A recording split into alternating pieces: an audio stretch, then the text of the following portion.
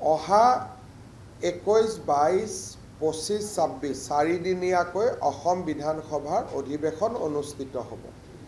বিধানসভাৰ অধিৱেশনৰ পিছতহে মই নতুন দিল্লীলৈ যাব পাৰিম আৰু নতুন দিল্লীত মই ৰাষ্ট্ৰীয় সভাপতি মহোদয়ক সাক্ষাৎ কৰাৰ পিছত কেবিনেট এক্সপানশ্যন বা সম্প্ৰসাৰণৰ বিষয়টো আহিব।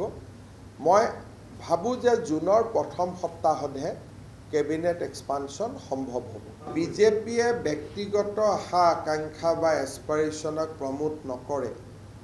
মই ভাবোঁ যে আমাৰ কোনো বিধায়কে মন্ত্ৰী হ'বও বিচাৰি থকা নাই। এটলিষ্ট মোক কোনেও লগো কৰা নাই, সাক্ষাতো কৰা নাই। সেই ক্ষেত্ৰত বিজেপিত সেই ধৰণৰ সংস্কৃতি নাই।